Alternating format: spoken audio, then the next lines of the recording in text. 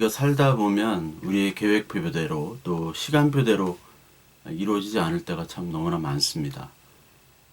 예전에 그 유럽에 여행을 간 적이 있었는데요. 그때 장기간의 노숙으로 좀 몸이 피곤해가지고 그 헝가리 부다페스트에서 바로 그 이스탄불로 가는 그 36시간 걸리는 기차가 있어요. 그 기차를 타려고 미리 이제 시간표를 다 알아보고, 그때는 뭐 스마트폰이나 그런 게 없기 때문에 알아보고 그날 당일 갔습니다. 그런데 그 시간표가 제가 알았던 시간표와 달리 30분 전에 이미 그 기차는 떠났더라고요. 그러니까 외국은 그 시간표 이동이 그때만 해도 참 많습니다. 그러니까 우리나라처럼 정확하지가 않아요. 자기 마음대로 이렇게 바꾸기도 하고. 그래서 할 수 없이 저는 이제 루마니아랑 불가리아를 거치게 됐거든요. 그러니까 계획한 거는 거기서 좀 쉬면서, 기차에 쉬면서 터키 가서 이제 좀 편하게 조금 쉬자, 좀 잠도 자고 숙소에서. 근데 그런 계획이 이제 다 물거품이 되니까 너무나 힘들었습니다. 그러니까 기차를 이제 예상 외에 제가 계획하지 않은 기차를 타게 된 거죠. 이제 부크레슈티라는 곳에 가고 다시 거기서 이제 하루를 묵고 또 불가리아 소피아를 가고 거기서 이제 이스탄불로 가야 돼요. 근데 만약에 그 기차를 놓치지 않고 그 기차를 탔다면 아마 더 후회가 됐을 것 같아요. 왜냐하면 루마니아라는 나라에서 많은 사람들이 힘들어하고 아파하는 모습들을 보게 됐거든요. 루마니아가 워낙 그 동구권에서 가장 가난한 나라였고 차우세스쿠를 처형시킨 북한과 가장 비슷한 그런 동유럽 국가였고 그 역 주변에도 그 뭐 맨홀 같은 데 사는 사람들이 아직도 있습니다. 지금 모르겠어요. 그 당시 있었고.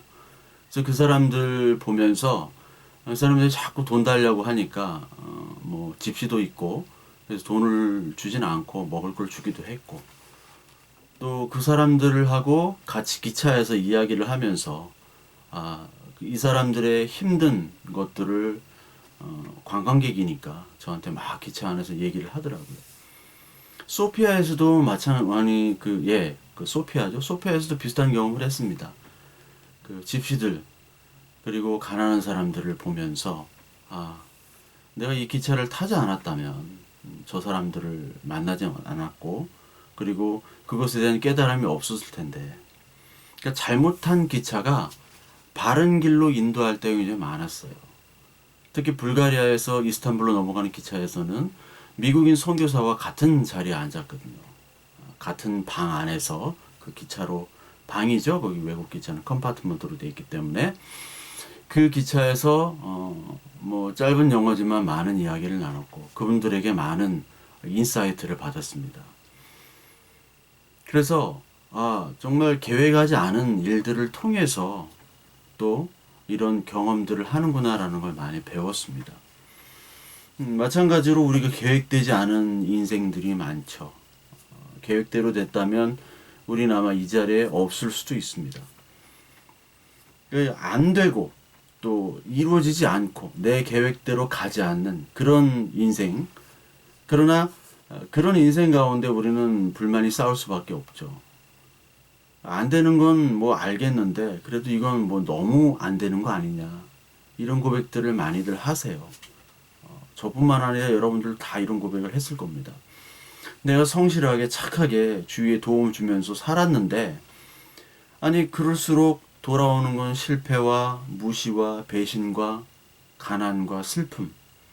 안 그러면 좋겠는데 가는 말이 고우면 오는 말도 고와야 되는데 가는 말이 곱게 했더니 오는 말은 곱지 않은 겁니다. 이 세상이 그래요. 근데 그렇게 우리가 살아가면서 이 우리의 계획과 우리 인생이 우리 뜻대로 되지 않는 것을 보면서 또한 우리의 죄와 우리의 악함을 보게 되고 그리고 이 세상의 모습들, 이 세상의 악함을 우리가 성경 말씀대로 보게 돼야 됩니다. 이 세상은 내가 머물러야 될 집이 아니구나. 내 본향이 아니구나. 그거를 이제 깨닫는 거죠. 내 집이 아니다. 나는 따로 가야 될 곳이 있다. 그래서 우리는 이 세상을 거룩한 방랑자, 거룩한 나그네라고 표현하죠. 성경에서. 그 여행자입니다. 가야 될 집이 따로 있어요. 여행하는 곳에 우리의 모든 것들을 다 정착하진 않아요. 우리 집에 다 있지. 거기에 모든 걸 걸지 않습니다. 우리는 그런 자로 부름을 받은 거죠. 우리나라 처음 복음을 전해주신 그 토마스 선교사님, 그 이분이 그 스코틀랜드 출신인데 원래 중국으로 선교를 하러 갔습니다. 딸과 또 부인과 함께. 그런데 부인과 이 딸이 중국에서 풍토병으로 죽었어요. 그러니까 하나만 죽은 게 아니라 다 죽으니까 살 이유가 없었죠. 늘 낭만과 좌절과 어떻게 하면 죽어야 되나 이런 생각을 가지고 있던 분이 이제 조선에 복음을 전해야 된다는 소식을 듣고 누가 갈 사람이 없으니까 이분이 간 거예요. 왜냐면 사실 죽으러 가는 거예요. 살 이유가 없으니까. 그 당시만 해도 조선은 뭐 식인종이 살고 있다. 그리고 거기도 중국보다 더한 풍토병들이 있었을 거 아니에요. 외국인으로서. 그러니까 자기가 간 겁니다. 그래서 제너럴 셔먼호 미국 그 상선에 타서 신명역대 이분이 이제 뭐 칼에 찔리고 뭐 창에 찔리고 해서 이제 죽으시죠 거기서. 그러면서 종이로 만든 그 한글 성경 그 쪽복음을 나눠주면서 돌아가셨다고 해요. 그것을 가지고 문풍지에도 바르고 뭐 해가지고 그 토마스 선교사를 죽인 군인들 그 중에 박춘곤이란 양반이 예수를 믿기 시작한 겁니다. 그러니까 자기의 생각과 다르게 일이 벌어져서 또 자기의 생각과 다르게 거기서 죽었습니다. 그런데 그것을 통해서 하나님은 또 일을 하시거든요. 그러니까 하나님 나라에서 볼 때는 그분은 일을 한 거지만 현실, 이 세상의 관점에 볼 때는 참으로 비참한 인생이죠. 근데 하나님 나라의 관점이 우리에게 들어오면 이 비참한 인생이 거룩하고 고귀한 인생의 관점으로 우리가 바뀌게 되는 겁니다. 그러니까 하나님 나라의 임함은 우리의 가치와 우리의 어떤 바라보는 그 눈들이 다 바뀌게 되는 거죠. 오병이어 후에 이 많은 사람들이 지금 그 이적을 보면서 사람들이 지금 기뻐하고 기분이 굉장히 업됐습니다. 그 업된 상태에서 오늘 이 성경 말씀은 배를 타고 호수로 가버나움으로 이 제자들이 예수님을 찾으러 간 거예요. 예수님이 사라지니까. 기분이 좋은 상태에서 예수님을 왕으로 모시려고 하는데 예수님이 산으로 도망가셨어요. 어디 갔나 막 찾다가 가버나움으로 가는 배 속에서 지금 막 바람이 불고 무서워 떨고 있는 모습이 오늘 이 성경의 본문입니다. 그래서 성경의 본문을 보면은 거기 이제 무리들, 제자들 말고 그 무리들도 이제 예수님을 찾으러 돌아다니다 가버나움에 딱 도착을 하게 되죠. 그러니까 오늘 이 성경 말씀은 제자들이나 이 무리들이 예수님을 찾아서 돌아다닌 장면입니다. 왜냐하면 예수님이 그런 이적을 베푸셨으니까 예수님 왕으로 삼아서 우리를 해방시켜 주시는 그런 메시아다. 이분을 왕으로 삼아야 되는데 이분이 도망가신 거죠. 이분을 찾아야 되는데. 그러니까 막 돌아다니고 있는 거예요. 그 상황에서 뱃속에서 많은 바람이 불고 침몰의 두려움을 느낀 이 제자들. 그 배 안으로 예수님이 찾아오신 것이죠. 그러니까 우리 인생 속에서 이것이 진리다 저것이 진리다 메시아를 찾으러 다니는 게 우리의 인생이잖아요. 여기 가면 희망이 있다. 저기 가면 소망이 있다. 이거밖에 없다. 세상에서 우리가 먹고 살려면 이거를 붙잡아야 된다. 라고 해서 이것저것 막 쑤시고 다니는 게 우리의 인생입니다. 이 세상을 보면은 얼마나 좀 분주하게 지냅니까? 부동산이 희망이다. 뭐 주식이 희망이다. 뭐 코인이다. 뭐 다단계다. 교회 다니는 분들이 다 그런 거 많이 합니다. 뭐 하는 거 가지고 뭐라고 안 하는데 거기에 진리를 두고 정말 말씀을 거기다 딱 붙여가지고 그게 희망처럼 그렇게 사시는 분들도 참 많이 봤습니다. 근데 거기에 희망이 있는 것이 아니거든요. 마치 이것은 예수님을 메시아 왕 삼아가지고 우리를 더 배부르게 하는 그런 모습을 가진 이 제자들, 그리고 많은 무리들의 모습과 같은 형태들이 이 우리의 교회와 또 사회에 많이 벌어지고 있죠. 그러니까 이 제자들이 지금 어둠과 광풍 속에서 두려움에 빠지고 있어요. 갑자기 바람이 부니까. 잘못한 거죠, 배를. 그때 타지 말고 광풍이 안 불 때 타야 되는데, 뭐 알 수 없지만 잘못한 배요. 배를 잘못했는데 결국은 예수님이 찾아오시죠. 두려움에서 기쁨으로 바뀌는 모습이 오늘 요한복음 6장에 나오는 겁니다. 두려웠어요. 근데 갑자기 기쁨이 예수님으로 찾아오게 되는 것이죠. 저도 두려웠을 때가 좀 있었는데, 군대에 있을 때 그때 훈련의 하나의 코스였는데, 저 혼자 산에서 밤을 하루 세운 적이 있습니다. 산에 혼자. 얼마나 무서웠겠어요. 근데 혼자 세우다가 잠이 들어버렸어요. 뭐 뱀에 물 수도 있고 뭐 멧돼지가 공격할 수도 있는데, 어떻게 잠이 들어버려가지고, 물론 이제 중간에 깼습니다만 깨니까 더 무섭더라고요. 근데 내가 그때 기다린 건 뭐냐면 아침을 기다린 거거든요. 그 어두움이 사라지는 것은 빛입니다. 빛, 햇빛. 밝아오는 것을 보고 하루 살았구나. 내가 이 무서운 이 산속에서 혼자 있는데 그날을 잊어버리지도 않아요. 왜냐하면 제 생일이었기 때문에 잃어버릴 수가 없습니다. 잊어버릴 수가. 95년도. 근데 다행히 좀 여름이어서, 근데 여름이기 때문에 또 모기도 좀 있었는데 어떻게 잠이 들었는지 모르겠어요. 지금 보면 그게 뭐 은혜일 수도 있지만, 가장 기다린 것은 빛이었어요. 빛. 제발 좀 빛이 나타나서 제발 아침이 되었으면 좋겠다. 그럼 보이니까 사는 거거든요. 우리 속에서도, 인생 속에도 다 어두움이 있고 두려움이 있고 다 있지 않습니까? 근데 빛을 만나야 되는 거죠. 예수 그리스도란 이 빛을 만나지 않으면 우리는 늘 어두움과 두려움 속에 살 수밖에 없습니다. 왜냐하면 우리가 어디서부터 왔는지도 모르고 어디로 가는지도 모르기 때문에. 죽는다는 사실만 알지만 그 죽음이 어떤 것인지를 모르기 때문에 우리는 두려운 거예요. 예수님께서는 그것들을 다 알려주실 뿐만 아니라 거기에 생명을 주시는 분이 바로 예수 그리스도시거든요.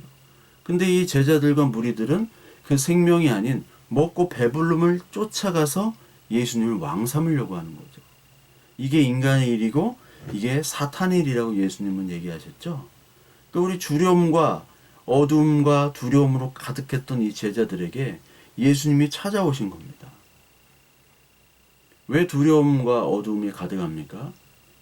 두려움과 어두움의 그 본질은 바로 내가 주인이고 내가 그것들을 지키려고 하고 내 것으로 생각하기 때문에 그런 거예요. 이것이 사라질까 두려워하고, 나 행복과 내 재산과 내 건강이 언제 어떻게 사라질지 두려워하고 아파하고 고통스러워하고 그것을 지키려고 싸우고 그것 때문에 스트레스 받고,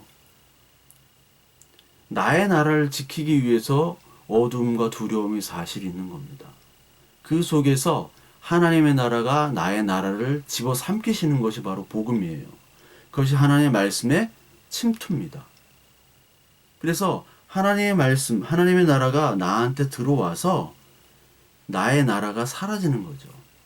그러니까 나의 나라가 이제 잃을 게 없는 나라가 되는 거예요. 나의 나라는 원래 없으니까. 아니, 잃어버려야 하나님의 나라가 들어오는 거죠. 이제 나의 나라는 잃어버려도 되는 나라예요. 왜냐하면 거기에 가치를 두지 않기 때문에.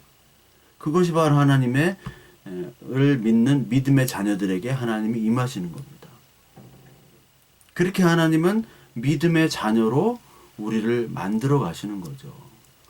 근데 그 과정 속에는 우리 어둠과 아픔이 늘 사실은 내재되어 있어요. 하나님의 사랑, 하나님의 인도함을 우리가 알 수는 있는데 거기에 우리의 고통과 아픔이 현실 사회에는 늘 상존한다는 것입니다. 제가 아는 뭐 지인분의 아드님이 암으로 이제 돌아가셨어요.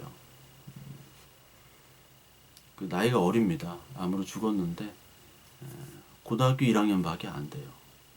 그래서 제가 아는 선교사님도 코로나 때문에 거기 좀 열악한 곳인데 코로나 때문에 사모님은 지난주 돌아가셨다고 했고 온 가족이 다 같이 걸렸는데 아마 그분도 위독하다고 했는데 아마 돌아가셨을 것 같아요. 그 제주의 주인들이 요즘에 어머님, 부모님 그리고 자식 많이 이제 돌아가시는 분들이 많이 있는데 그분들을 보면서 우리가 어떻게 위로를 할 것이 없죠. 아들이 죽었다. 거기 그 선교사님은 장례식도 치를 수 없습니다. 코로나가 창궐하는 그 나라기 때문에 장례식도 못 치르고 그냥 화장하고 그냥 뿌려지는 상태예요. 그러니까 이것들을 보면서 하나님이 과연 어디 있는가? 하나님은 우리를 어떻게 인도하시고 어떻게 사랑하시는가? 이거에 대해서 우리가 좋은 얘기는 할 수 있지만 100% 이해될 수 있는 이야기로 말은 할 수는 없어요. 왜냐하면 우리가 아직까지 하나님의 사랑을 잘 이해하지 못하는 연약함과 죄인의 상태이기 때문에요. 오늘 이 오병이어 통해서 기적도 주시고 많은 사람들이 환호하게 만들었는데 이제 예수님이 떠났거든요. 이 제자들은 그 무리들은 허망했을 겁니다. 아니 왕 삼겠다는데 지금 떠났어요. 이적을 주시는 분이 떠나고 이제는 다시 자기에게 두려움이 찾아왔습니다. 우리에게 예수 그리스도를 믿고 기뻐하고 감사하는데 갑자기 느닷없이 고통과 아픔이 찾아옵니다. 죽을 병에 걸리든지 내가 사랑하는 사람이 떠나든지 그런 경우가 있죠. 그때 하나님은 과연 어디 계십니까? 현실적인 고통 속에서. 오늘 제자들도 아니 예수님이 지금 이렇게 기적을 베풀었는데 우리가 지금 배 안에서 지금 죽게 생겼구나. 물론 뭐 어부들이 많기 때문에 수영은 좀 하겠죠. 그러나 그 강한 바람이 불기 때문에 또 죽음의 공포를 느꼈을 겁니다. 그 우리가 죽음의 공포를 느끼는 우리 인생 속에서 사는 것처럼 이 제자들의 모습, 지금 고통과 어두움 속에 있는 거예요. 예수님이 좀 와주셨으면 좋은데, 아니, 예수님이 지금 어디 가셨을까? 나의 인생 속에서 어두움 속에서 예수님은 과연 어디 있는가? 여러분들이 잘 아시는 빈센트 반 고흐. 그 고흐가 원래는 아버지가 목사님이었고, 그리고 본인도 뭐 전도사 비슷한 역할을 벨기에 탄광에서 했어요. 열심히 정을 가지고 참 많은 사람들에게 복음을 뭐 어떻게 전했는지는 모르겠지만 노력을 했습니다. 그래서 감자 먹는 사람들이라는 그 그림이 그때 그렸던 거거든요. 빈센트 반 고흐가 그랬는데 결국은 정신병, 가난, 고독으로 결국 자살했잖아요. 그 별이 빛나는 밤에라는 그림, 유명한 그림 있잖아요. 그것도 정신병원 있을 때, 생냄이 있을 때 그렸던 거예요. 그 영화에 보면은 그 빈센트 반 고흐 역을 그 윌렘 데포가 이런 대사를 하거든요. 하나님 어찌하여 나한테 이러한 재능을 주셨습니까? 비참합니다. 내가 심히 괴롭습니다. 하나님 왜 나한테 쓸데없는 재능을 주셔가지고 나를 더 고독하게 만들고 아파하게 만듭니까? 그 고흐가 지금은 세계에서 가장 유명한 화가지만 그 당시 그림 딱 한 점 팔고 죽었어요. 아마 고흐가 하늘 뜻 따졌을 것 같아요. 아니 생전에 좀 유명해지고 그렇게 좀 밥 벌어먹게 좀 살게 해주지. 늘 가난과 고독 속에서 정신병으로 죽게. 하나님은 어디 계신가? 저기 벨기에에서 열심히 전도도 하고 했는데 아버지도 목사고 근데 왜 나는 이렇게 됐을까? 그런 경우 있죠. 우리도 마찬가지죠. 우리도 이걸 다 설명할 수 없어요. 하나님이 이끄신다. 하나님이 사랑하신다. 믿어라. 그런 말씀 우리가 많이 듣지만 우리 실생활에서 우리가 그것으로 이해되지 않는 많은 경우들을 보게 됩니다. 나의 경우, 너의 경우, 다른 사람의 경우. 동서고금을 막론하고 다 그런 경험이 있어요. 말할 수 없는 고통, 아픔. 하나님이 도대체 어디 가셨는가? 나는 하나님을 향해서 헌신을 다했는데 어떻게 하나님은 나를 헌신짝처럼 버리셨는가? 그런 경우 많이 있잖아요. 아니, 헌신 안 하고 믿음이 없는 것처럼 보이는 사람은 저렇게 참 평안하게 화목하게 사는데 왜 나에게는 이렇게 고난을 주시는가? 시편에도 다 그런 얘기예요. 비슷한 얘기고 하박국에도 의인은 왜 고난을 받고 악인은 왜 형통한가? 이 문제를 가지고 하나님께 이 하박국이 대들고 얘기를 하잖아요. 하나님 어찌하여 의인은 이렇습니까? 이게 바로 우리의 신앙의 어떻게 보면 딜레마죠. 그 사도행전 14장 22절을 보면 하나님의 나라에 들어가려면 많은 환난을 겪어야 된다고 얘기를 합니다. 많은 환난. 이 환난은 하나님이 주시는 그런 시험 그리고 고난도 있고 자기가 잘못해서 벌어지는 그런 어려움들도 있습니다. 대표적으로 우리 다윗을 보게 되면 하나님의 일을 성실하게 했는데도 불구하고 많은 사람이 미움을 사죠. 사울이 자기를 죽이려고 하고 도망 다닙니다. 그때는 이제 하나님이 주신 고난인데 이게 자기가 잘못한 고난, 간음과 살인과 그걸로 인해서 바세바의 사이에 난 아이가 죽게 되고 그리고 압살롬 자기 아들이 반역을 하고 나중에 왕자, 나중에 후계자 문제로 가족끼리 살인이 일어나고 가족끼리 간통이 일어나고 그런 것들이 너무나 많이 보이죠. 그러니까 우리가 잘못했던 그리고 잘못하지 않았지만 이 생을 살아가면서 많은 고난과 고통을 겪게 됩니다. 그 고통의 터널을 우리가 쭉 지나게 되어 있어요. 우리가 과오든지 실수든지 다 포함이 된. 근데 그 속에서 가장 중요한 건 뭐냐면 우리에게 하나님께서는 예수 그리스도 하나님이란 믿음을 주시기 위한 일들이라는 겁니다. 결국은 믿음으로 우리들을 인도하시겠다는 얘기로 그것들을 다 허락을 하시는 겁니다. 성령께서 우리에게 함께 하시고 하나님이 우리와 함께 하신다. 그거를 이해는 못하지만 어떻게 다 이해합니까? 근데 너에게 앞으로 고백, 내가 하나님의 믿음, 나의 공로와 나의 노력과 나의 형편으로, 나의 조건으로 되는 것이 아니라 하나님이 주셨습니다. 이거 믿음을 주셨습니다. 이 고백만 받기 위해서 우리들을 연단시키는 과정입니다. 결국 우리는 하나님이 우리를 끝까지 포기하지 않으시고 우리를 붙잡고 계시는 그 사랑을 얻기 위해서, 받기 위해서, 그것을 알도록 하기 위해서 이 모든 것들을 허락을 해 주시는 거예요. 로마서 8장을 보면 기록된 바 우리가 종일 주를 위하여 죽임을 당하게 되며 도살당할 양같이 여김을 받았나이다 함과 같으니라. 그러나 이 모든 일에 우리를 사랑하시는 이로 말미암아 우리가 넉넉히 이기느니라.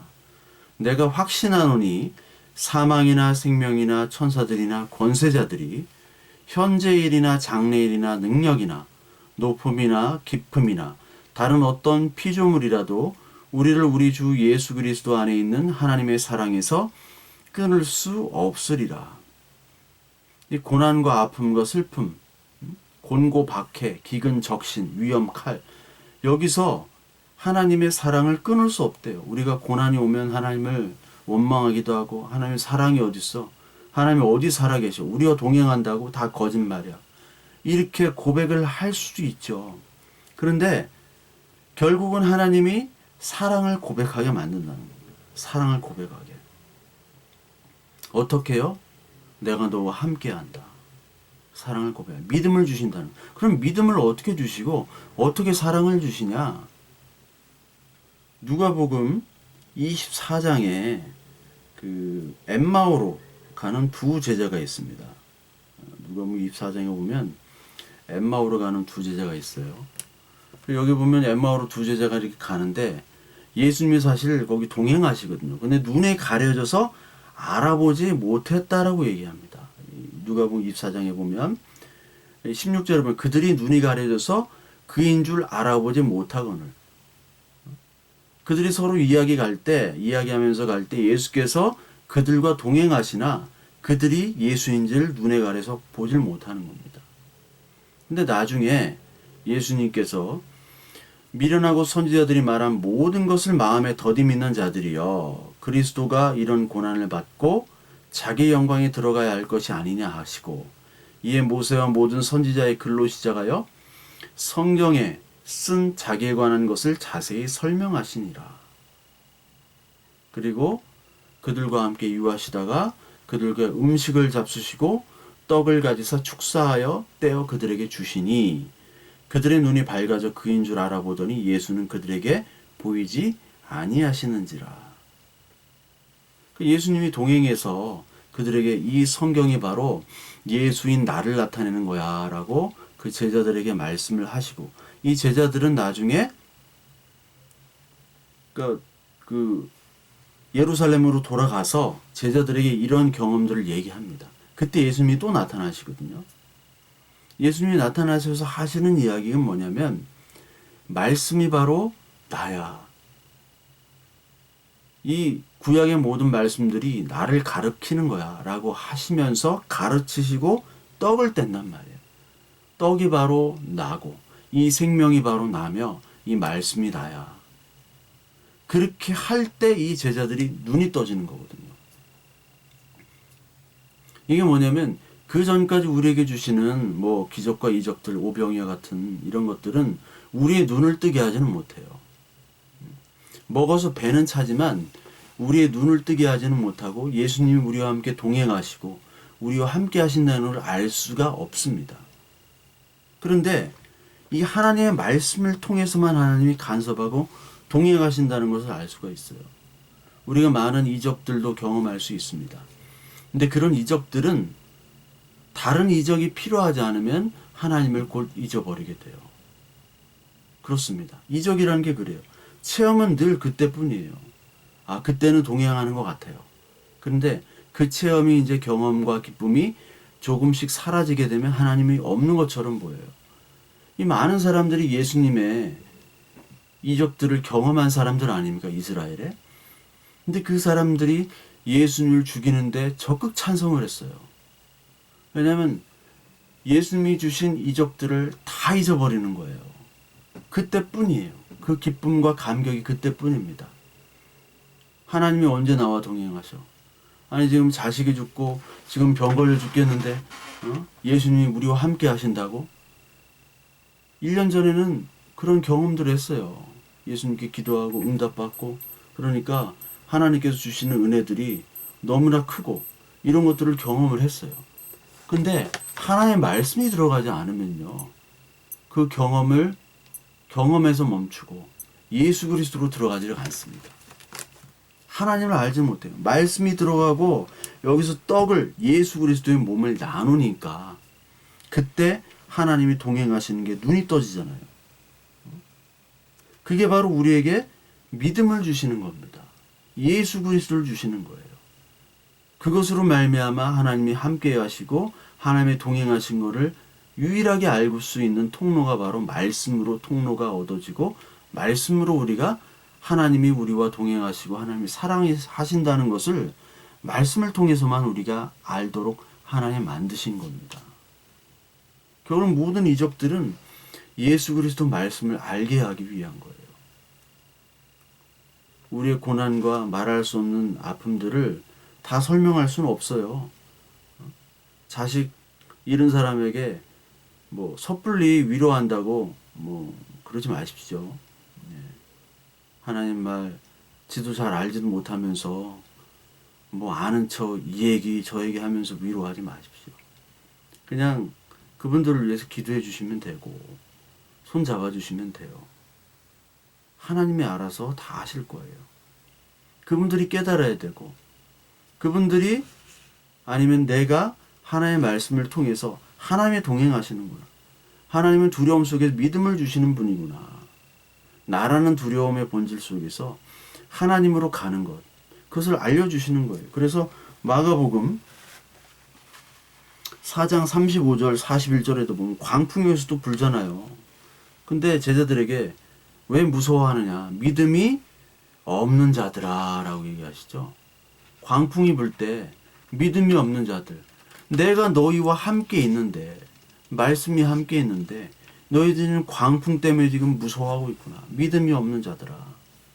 시편 107편 우리 25절부터 32절 보면요, 이런 말씀이 있습니다. 107편 여호와께서 명령하신즉 광풍이 일어나 바다 물결을 일으키는도다. 그들이 하늘로 솟구쳤다가 깊은 곳으로 내려가나니 그 위험 때문에 그들의 영혼이 녹는도다. 그들이 이리저리 구르며 취한 자같이 비틀거리니 그들의 모든 지각이 혼돈 속에 빠지는도다. 이에 그들이 그들의 고통 때문에 여호와께 부르짖음에 그가 그들의 고통에서 그들을 인도하여 내시고 광풍을 고요하게 하사 물결도 잔잔하게 하시는도다. 그들이 평안함으로 말미암아 기뻐하는 중에 여호와께서 그들이 바라는 항구로 인도하시는도다. 광풍 속에 불고 있지만 결국은 예수 그리스도께서 그들이 원하는, 소망하는 항구로 인도한다고 얘기해요. 그들이 소망하는, 지가 가고 싶어서 가는 것이 아니라 그들이 소망하는 하나님의 나라로 하나님이 인도하신다는 겁니다. 여러분, 그 칼빈 교리 중에 성도의 견인이라는 게 있죠. 하나님께서 그 견인에서 끌고 가시는 거예요. 제가 부다페스트에서 기차를 놓쳤지만 뭐 바꿔 타고 해가지고 결국은 가려고 하는 이스탄불로 갔잖아요. 뭐 어떻게든 갔잖아요. 더 좋은 방법을 하나님이 끌고 가셨듯이 하나님께서, 우리가 사람마다 다 그 코스가 다르지만 결국은 하나님이 원하시는 하나님의 나라로 우리를 끌고 간다는 겁니다. 소망의 항구로. 이 말씀 보면 남자는 배, 여자는 항구 생각하시면 안 되고요. 항구로 인도를 하시는 거예요. 고통이 있지만 예수 그리스도와 함께하는 그 길이 가장 바른 길이에요. 배를 잘못 탔어요. 기차를 잘못 타고 버스를 잘못 탔어요. 근데 주님이 함께 하시면 주님이 그걸 인도하시는 거예요. 주님이 운전자이기 때문에. 걱정할 게 없다라는 겁니다. 우리는 늘 거기서 불안해하고 그것이 믿음이 없어요. 왜? 하나님의 말씀이 없기 때문에. 어떤 사람은 이적만 있고 기적만 있기 때문에 계속 이적, 기적을 공급해 줘야지 돼요. 그 사람은 늘 불안해하고 두려워합니다. 이 은사주의자들은 늘 불안해해요. 두려워합니다. 왜? 그들은 말씀을 사모하지 않기 때문에. 하나님 말씀 있는 사람들은 크게 두려워하지가 않아요. 물론 두려워하지만 우리가 목적지를 바로 알고 있기 때문에. 사도행전 27장 24절에 보면 두려워 말라, 내가 가이사 앞에 서야 하느니라. 너와 함께 행하는 모든 자, 항해하는 자에게 다 내게 주셨다라고 예수님이 얘기를 하시죠. 또 바울이 로마 황제 앞에 서야 되는데 그 로마 황제 앞에 가장 서야 될, 가장 안전하고 빠른 길이 죄수로 가는 길이에요. 누가 죄수로 가고 싶습니까? 근데 죄수로 가는 길이 가장 빠르고 안전한 길이에요. 죄수로 가서 로마 시민권자이기 때문에 로마 병사들의 호의를 받지 않으면 바울은 죽어요. 유대인들에게. 바울이 복음을 전하기 때문에 유대인들이 죽이려고 하고 그 진리를 전해도 억울해하고 한숨 절망하고, 그래서 고린도후서 1장에는 내가 사형 선고를 받았다고 얘기하잖아요. 고린도후서 1장에 보면 사형 얘기만 해요. 내가 죽었다, 죽은 것 같다. 1장 8절에 보면 내가 당한 환난을 너희가 알길 원한다. 그리고 힘에 겹도록 심한 고난을 당하여 살 소망까지 끊어졌다. 그리고 우리는 우리 자신이 사형 선고를 받은 줄 알았다. 사형 선고를 받았어. 그런데 그가 하는 말이, 우리로 자기 의지를 하지 말고 오직 죽은 자를 다시 살리시는 하나님만 의지하게 함으로 이 사형 선고받은 것을 이겨낸 거죠. 예수 그리스도의 말씀을 의지하도록. 이 바울이 이 끌려가는 동안 광풍이 불었잖아요. 유라굴로란 광풍. 다 죽는 줄 알았어요. 그 배를 잘못한 거예요. 이 바울도 그렇고 요나도 그렇고 제자들도 그렇고 여기 있는 276명도 다 배를 잘못 탔어요. 잘못 판단한 거죠. 잘못 판단해가지고 배를 탔는데 여기에 다 살 수 있었던 것은 하나님이 바울을 통해서 말씀을 주셨기 때문에 예수님이 내가 너와 이 배에 함께 하고 있다. 두려워 말아라. 왜냐하면 너는 로마 황제 앞에 서야 되기 때문에 너와 함께 있는 모든 사람들도 다 너에게 주겠다. 그게 전도선이에요. 전도선. 바울이 이 말과 바울의 전도를 통해서 아마 276명들은 다 예수를 그리스도로 영접했을 겁니다. 그러니까 가장 사형 선고받은 느낌, 아파할 때 이 감옥에서 예수님께 일하신 거죠. 요셉도 감옥에 갔고요. 다니엘과 친구들, 다니엘도 다 고난과 감옥에 있었잖아요. 그러니까 세상의 두려움, 뭐 실패, 외로움 이것들을 다 이길 수 있는 길은 그리스도의 사랑, 그 말씀밖에 없습니다. 하나님의 말씀을 늘 묵상하고 그것대로 살려고 해도 우리의 괴로움, 아픔들은 우리 인간의 연약하기 때문에 늘 찾아옵니다. 어느 날은 괜찮다가 어느 날은 너무 외롭고 고통스럽고 죽고 싶고 이게 사는 게 뭔가. 근데 또 하나님의 말씀 보면 또 회복되기도 하고 그래요. 이게 왔다 갔다 합니다. 다 회복되진 않아요. 하나님 말씀으로. 왜냐면 우리가 이 땅에서 연약하기 때문에. 그러나 그 목적지를 알기 때문에 하나님의 사랑을 내가 고백할 수밖에 없습니다. 내가 하나님을 사랑하는 것이 아니라 하나님이 나를 사랑하신다는 것, 말씀을 주셨다는 것, 말씀으로 내가 이길 수 있다는 것은 그것만은 고백합니다. 요 고백 하나만 남는 거예요, 사실. 요한일서 4장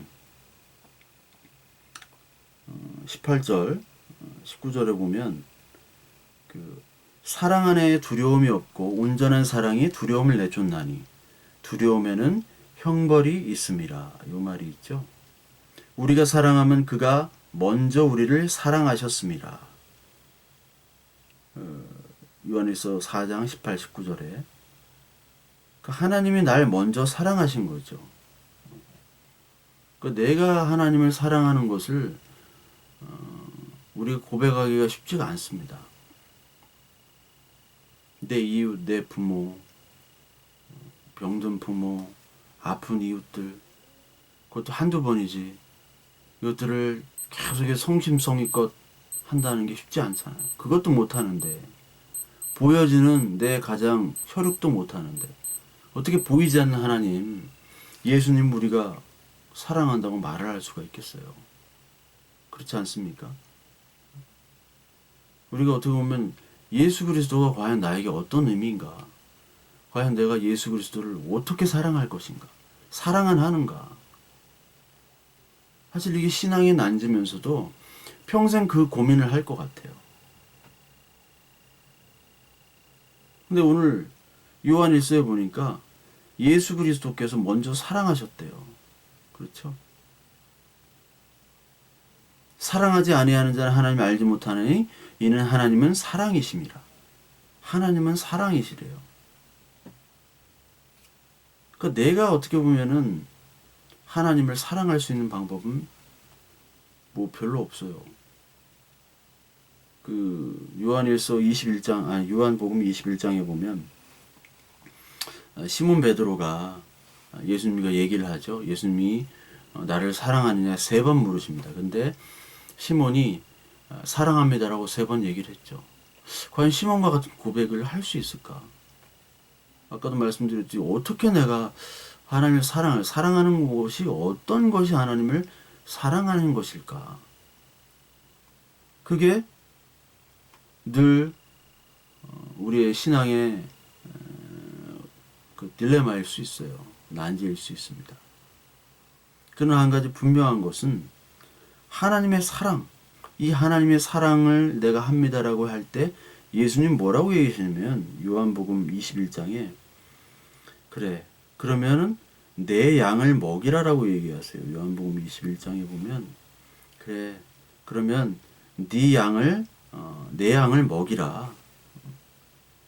내가 너를 사랑하고 너도 나를 사랑한다고 했으니까 요한복음 21장 17절에 예수께서 이르시되 내 양을 먹이라. 내가 진실로 진실로 내게 이르노니 내가 젊어서는 스스로 띠띠고 원하는 곳으로 다녔거니와 늙어서는 내 팔을 벌리지리니 남이 내게 띠띠우고 원하지 아니하는 곳으로 데려가리라. 이 말씀을 하심은 베드로가 어떠한 죽음으로 하나님께 영광을 돌릴 것을 가리키심이로라. 이 말씀을 하시고 베드로에게 이르시되 나를 따르라 하시니 이렇게 얘기합니다. 내 양을 먹여라. 내 양을 먹이라는 게 뭡니까? 나를 전하라는 거죠. 네가 먼저 나를 먹었으니까 나의 말씀을 먹었으니까 이 말씀을 나누라는 거예요. 퍼뜨리라는 겁니다. 다른 사람들에게 전하라는 거예요. 다른 사람에게 먹이라는 거예요. 그 먹일 때 고난이 있고 두려움이 있고 환란이 있죠. 계시록 2장 8절부터 보면 서머나 교회에게 두려워 말라. 장차받을 고난 10일간의 고난이 있다. 어떤 사람은 옥에 던져 시험을 받을 것이다. 이렇게 얘기를 하세요. 죽도록 충성하라. 면류관을 주리라. 죽도록 충성한다는 게 뭐예요? 고난 속에 있지만 내 양을 먹이라는 겁니다. 내 양을 어떻게 먹여요? 말씀을 먹이라는 거죠. 요한복음 21장에 젊어서 띠띠우고 스스로 띠띠우고 원하는 곳으로 가지만 늙어서는 내 팔을 벌리고 내가 원치 않는 곳으로 너를 데리고 가겠다. 띠를 띄운대요. 이 에베소서 6장 14절에 보면 이 띠가 진리의 허리띠. 그러니까 진리의 말씀을 두르고 내가 젊었을 때는 원하는 곳으로 네 마음대로 네가 하고 싶은 대로 살았지만 이 진리의 허리띠를 가지고 너는 갈 것이다. 말씀을 전하는 말씀을 먹이러 가는 사람으로 내가 만들겠다라는 거예요. 그게 하나님이 우리를 사랑하는 것이고 그걸 받아들이는 것이 하나님을 우리가 사랑하는 겁니다. 우리가 뭐 하나님을 사랑한다고 해서 뭐 헌금을 많이 하고 교회를 짓고 그런 걸로 하나님의 사랑을 표현할 수 없죠. 하나님이 돈이 없는 분입니까? 건물이 뭐 필요 안 하시겠지만 돈과 건물은 하나님이 하실 수 있는 거잖아요. 모든 것을 하실 수 있는데 하나님이 진짜 우리에게 원하시는 것 네가 정말 나를 사랑하면 내 양을 먹이라는 거예요. 이 말씀으로 먹이라는 거예요. 그래서 이제 진리의 그 말씀의 허리띠를 띠고 네가 원하지 않는 것을 내가 돌아다니도록 만들 테니까 이것들을 거부하지 마라. 그게 네가 할 일이고 네가 사랑한다면 네 사랑을 보여주는 일이 그거야 라고 얘기하시는 거예요. 그러니까 세상에서 우리가 막 살아가다가 우리 뜻대로 살아가다가 하나님 만나죠. 이번 주에도 어떤 분을 만났는데 이분은 뭐 스포츠 토토로 돈도 많이 버시고 막 필리핀에서 뭐 몇 억씩 하고 몇십억을 막 버시고 마카오에서 도박을 해가지고 하룻밤에 막 6억을 날리시고 그랬어요. 근데 지금 전도사님이 됐어요. 막 여자 장사도 하시고 뭐 토토도 하시고 필리핀에서는 뭐 여자들이랑 계속 살았대요. 마약도 하시고 하니까 좀 그런데 했고 근데 이제 더 이상 몸이 막 썩어나가고 몸이 아프고 잘 때마다 막 죽음의 공포를 느끼고 그런 경험들을 하시고 이제 안 되겠다. 예전에 내가 가졌던 그 신앙으로 돌아와야겠다. 그래서 한국으로 오셔가지고 결국 구속되시고 구속되고 형기를 마치고 새 사람으로 이렇게 사시더라고요. 엊그저께 뵀는데 어떻게 누구 아는 분 소개로 만났는데 참 엄청난 경험들을 하셨죠. 하나님을 많이 만나시고 경험하고 그리고 체험하고 온갖 세상 체험과 하나님 체험을 다 했는데 이제 그분은 이제 이 체험은 여기까지. 이제 내가 공부를 해야겠다. 지금 신학교 학부를 다니셔가지고 뭐 같이 이 얘기 저 얘기 했는데 그분을 보니까 이제 자기가 원하는 곳으로 막 띠띠오고 왔는데 그건 진리의 허리띠가 아니라 자기가 원하는 띠거든요. 이제 진리의 허리띠를 가지고 가라고 하나님이 그를 만들어 가시는 거죠. 우리가 어떻게 보면 이 세상을 살아가면서 세상 사람들과 그다지 다르지가 않아요. 결국은 그 사람보다 더 도덕적이거나 더 뭐 양심적이거나 그러지 않습니다. 한 가지 뭐냐면 우리는 하나님의 말씀이 우리의 멋대로 살아가는 이 세상 속에서 걸림돌로 다가와요. 우리가 더 나쁘기도 하고 죄도 많이 질 수도 있고 다 그렇잖아요. 그런데 이 세상 사람들은 그냥 자기 양심 아니면 다른 사람과 비교 그걸로 끝나지만 우리는 말씀이 그걸 걸림돌로 돼요. 어떤 사람은 좀 더 늦게 걸림돌로 되기도 하고 어떤 사람은 바로 걸림돌로 되기도 하고 그거 하나 차이밖에 없습니다. 더 갈 때가 더 많아요. 세상과 다르지가 않습니다. 왜냐하면 우리는 병자고 예수님은 의인을 부르러 오신 것이 아니라 병자, 건강한 사람이 아니라 병든 사람을 위해서 오신 거예요. 우리가 풍랑 속에 병자로 살아가는 그 배 속에 잘못한 배, 그 어둠 속에 있다가 예수님이 느닷없이 같은 배로 찾아오시는 거예요. 광풍은 불지만 침몰하지 않는 그 말씀. 때로는 사라지기도 하고 때로는 불게도 하시는 하나님. 그러면서 목적지로 끝까지 우리와 함께 하시며 견인하시는 것이죠. 우리를. 그게 하나님의 사랑입니다. 우리가 다 그걸 경험하잖아요. 아니 갑자기 느닷없이 예수님이 찾아오신 거잖아요. 우리 인생 속에서. 누가 우리가 찾아오라고 했습니까? 아니죠. 누가 불렀나요? 하나님 알지도 못하는데 어떻게 부릅니까? 갑자기 느닷없이 내 멋대로 지금 살고 있는데 행복하게 살고 있는데 갑자기 느닷없이 찾아오시는 이 예수 그리스도께서 목적지로 막 끌고 가시는 거예요. 내가 너와 함께 하겠다. 아니요, 싫어요. 함께 하겠다. 난 이 생활이 좋습니다. 지금 내가 돈도 많이 벌고요. 아니야, 너 그렇게 하면 죽어. 생명이 먼저야. 죽을 때까지 하나님께서 우리를 만드신 다음에 우리 돈이고 뭐고 다 포기하고 손 들고 나오게 하나님께서 인도하시는 거예요. 마태복음 28장 20절에 세상 끝날 때까지 너희와 함께 하리라. 계시록 1장에 보면 1장 17절에 이 말씀이 있죠. 두려워 말라. 여기도 두려워 말라라는 게 있죠. 나는 처음이요 마지막이니 곧 살아있는 자라. 내가 전에 죽었었노라. 볼지어다 이제 세세토록 살아있어 사망과 음부의 열쇠를 가졌노니 그러므로 내가 본 것과 지금 있는 일과 장차 될 일을 기록하라.